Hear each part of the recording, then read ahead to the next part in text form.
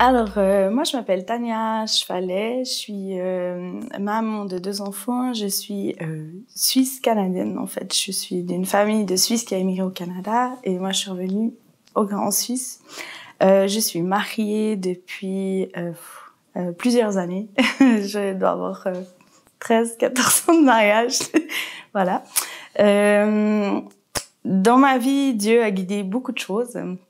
Ce qui m'a fait qui je suis aujourd'hui, c'est que j'ai vécu des étapes qui ont été des fois difficiles, mais que je pense que c'était nécessaire. Une des premières étapes vraiment qui a été marquante dans ma vie, c'était à l'âge d'environ, je devais avoir 17 ans environ. Je suis d'une famille chrétienne, j'ai toujours vécu ma foi avec ma famille et tout. Dieu a toujours pris une grande partie dans ma vie, mais c'est vrai qu'à l'âge de 17 ans où on se construit, où on fait nos choix, où on se rend compte que il y a un monde autour de nous, que il y a pas tout le monde qui pense comme notre famille pense, que voilà que puis c'est difficile en fait. Je trouve que quand t'évolues, surtout à cet âge-là en fait, d'avoir tes propres convictions puis d'y tenir, je trouve que c'est très difficile. Et moi, je sais qu'à cette période-là, j'avais fait déjà une année de technique agricole. J'ai eu une été de stage, puis en fait, j'avais beaucoup de fréquentation dans cette année spécifique, en fait. Puis j'ai trouvé difficile de gérer ta foi et l'influence de tout l'extérieur, de tout ce que le monde extérieur peut t'apporter. Puis en fait, dans cette année-là, en fait, j'ai réalisé que je perdais un peu prise, puis que je glissais, je m'éloignais de Dieu, puis en même temps, au fond de moi, je ne voulais pas. Puis c'était vraiment quelque chose qui était compliqué parce qu'en fait, j'en étais malheureuse de me dire qu'en fait, je plaisais pas à Dieu, parce que finalement, j'avais l'influence du monde, puis je suivais les autres, parce qu'en fait, je voulais aussi plaire à tout le monde, quoi. Je suis une personne qui quand même, le regard de l'extérieur m'importe aussi beaucoup. Puis je voulais vraiment plaire à tous mes amis, de suivre un peu la tendance. Tout le monde fait ci, tout le monde fait ça. Fait que tu suis, tu sors, tu suis un peu tout le groupe. Puis en fait, au fond de mon cœur, en fait, j'avais l'impression de savoir Dieu, puis de pas arriver à reprendre pied sur ma vie, puis sur ce que je voulais de dégager, ce que je voulais aussi montrer. Je voulais vraiment voir que voilà, je voulais briller aussi pour Dieu. Puis en fait, j'arrivais plus. Puis plus ça allait, plus ça avançait, plus j'arrivais vraiment plus, comme si je m'accrochais à quelque chose, puis je criais à Dieu, mais aide-moi à m'en sortir. Puis j'avais l'impression de pas avoir de solution, de pas arriver à sortir de ça, puis de sortir de ce cercle d'influence que je pouvais pas m'éloigner. Et un jour, j'ai eu envie de partir. Je me suis dit, ma solution de sortie, c'est partir en Suisse, de faire une année de stage. Comme ça, je me suis dit, l'année d'après, je serai plus avec ce groupe. Comme ça, j'aurai d'autres amis. Ce sera pas la même chose. Puis, du coup, j'ai fait les démarches. J'ai pris mes billets d'avion. J'ai téléphoné à quelqu'un ici qu'on connaissait, que j'ai demandé une place de stage. Elle m'a trouvé une place de stage. Une fois que tout a été fait, j'ai annoncé à mes parents que je partais, en fait. Que je partais en Suisse pour une année. J'avais jamais parlé de cette envie parce que pour moi, j'avais jamais eu cette envie-là. Puis je pense que c'est Dieu qui a déposé dans mon cœur, en fait, de vouloir me sortir. Et je me disais, si ça continue comme ça, je vais déraper encore plus loin. Puis c'est pas ce que je voulais. Puis je me disais, ça a été ma solution vraiment de survie, en fait, de partir en Suisse. J'étais partie normalement pour une année. Puis voilà, j'ai rencontré mon mari dans l'année qui a suivi. Puis on s'est mariés, puis je suis super contente d'être ici aujourd'hui, mais c'est vrai que au départ, c'était vraiment je pense que Dieu a déposé au fond de mon cœur l'envie de partir en Suisse à mes origines, puis avoir une autre influence. C'est vrai que je suis arrivée ici, j'ai tout de suite rencontré des gens de l'église, puis j'ai pu reprendre vraiment ma vie, puis de reprendre ma vie en main, puis de me dire maintenant c'est pour Dieu, puis il m'a mis à la place où je suis aujourd'hui. Puis ma deuxième grosse étape dans ma vie, ça a été il y a quelques années, j'ai fait une grosse dépression.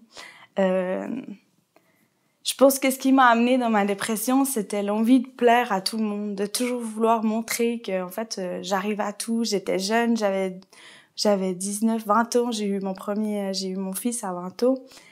Puis en fait, à cet âge-là, t'es jeune, tu veux montrer que t'arrives toi à maîtriser, que voilà, je tenais ma maison, je faisais du jardin, j'élevais mes enfants, puis il fallait montrer à tout le monde que j'arrivais à tout faire, puis que j'étais à la hauteur de ce qu'on attendait de moi. Mais je pense que ça, c'est moi qui me mettais une pression qui n'existait pas, en fait. C'est un peu mon côté où j'ai envie de montrer que, en fait, j'arrive bien, puis c'est ce qui, c'est ce qui m'amène des fois à stresser, à me dire qu'en fait, j'arrive pas, que je suis pas à la hauteur, puis que c'est la vie de se dire que, on peut pas arriver à tout, puis parfaitement. Puis petit à petit, je me suis rendu compte que j'arrivais pas, que je me sentais pas bien, Puis ça m'a amené dans une grosse dépression qui a été longue. Quand on est en dépression, c'est très difficile parce que c'est un truc qu'on n'arrive pas à expliquer à quelqu'un. En fait, notre cerveau, il fonctionne plus comme un cerveau normal. On est plus rationnel, on n'a plus les mêmes façons de penser, les mêmes façons de réfléchir. On peut faire des choses qui sont complètement insensées, puis on se rend compte que en fait ton cerveau il débloque. Ça a été une période où j'avais vraiment sincèrement envie de mourir. En fait, c'était quelque chose qui était fort. C'était plus, j'avais l'impression d'être dans un énorme tourbillon qui s'arrêtait jamais en fait. Quand j'avais cette sensation d'être dans un tourbillon, en fait, je faisais des choses qui étaient pas rationnel. Je pouvais faire un souper, mettre le souper au four et refaire un souper et me rendre compte que mon souper était déjà prêt, en fait.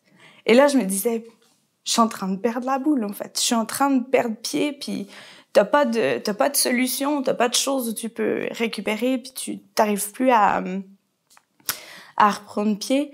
Je sais que j'ai crié à Dieu tellement de fois, mais aide-moi, j'avais l'impression qu'il était pas là, puis en même temps je savais qu'il était là parce qu'il me gardait tellement dans tout ce que je faisais, il m'entourait, puis je savais qu'il était présent, puis en même temps j'avais l'impression qu'il l'était pas, qu'il faisait rien pour m'aider à me sortir de tout ça. J'avais cette envie de mourir juste parce que je voulais que ça s'arrête, puis en même temps je me disais si je meurs, qui va s'occuper de mes enfants? Je peux pas prendre, puis en même temps j'avais pas le courage de prendre la décision, parce que je me disais les gens vont penser quoi si jamais.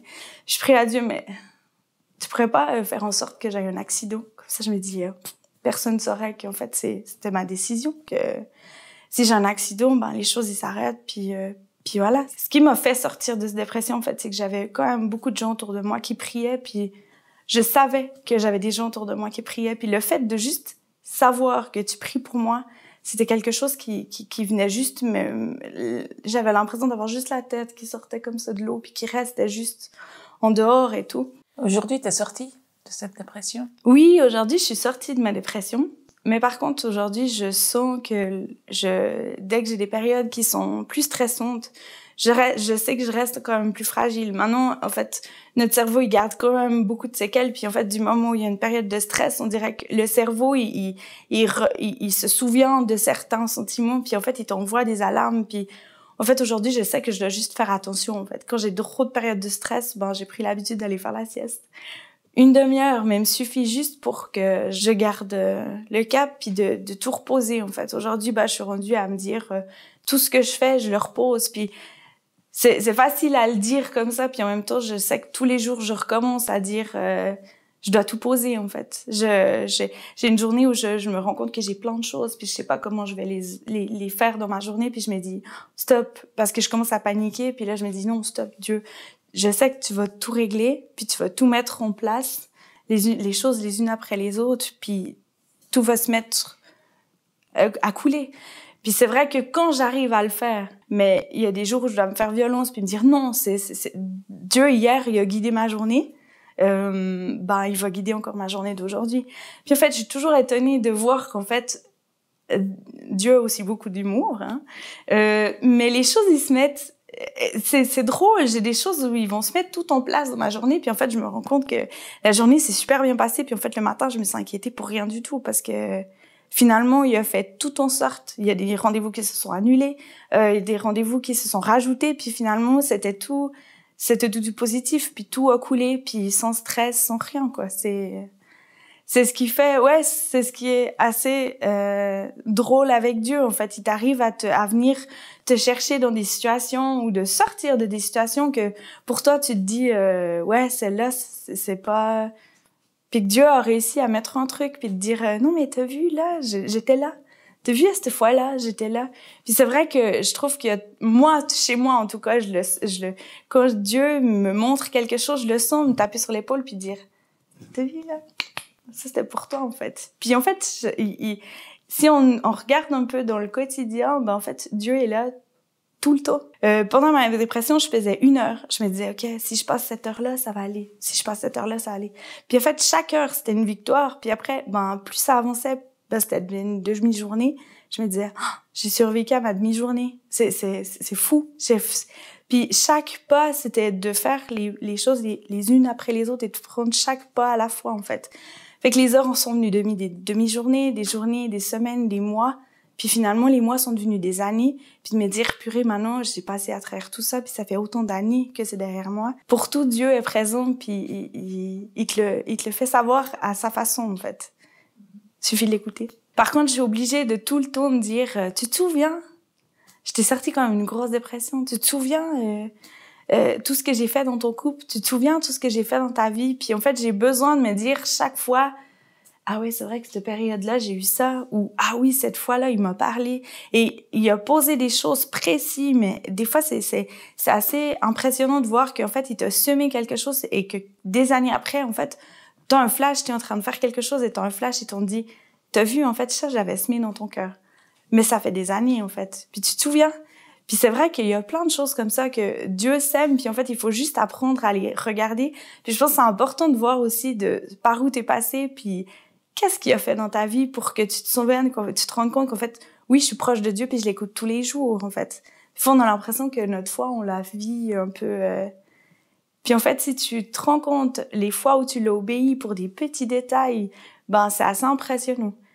Ça coûte, hein, de l'obéir. Ça coûte énormément. Des fois, il y a des choses qu'on doit faire puis que ça coûte plus que d'autres. Ça vient nous chercher plus dans les tripes aussi.